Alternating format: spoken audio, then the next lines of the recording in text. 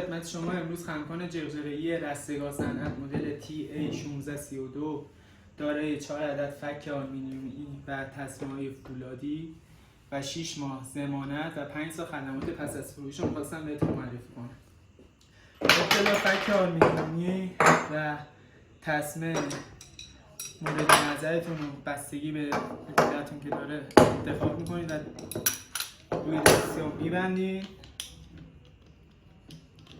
تسمه مورد نظرتون که بستگی به دولتون داره رو انتخاب کنید و روی دستگاه می‌بندید.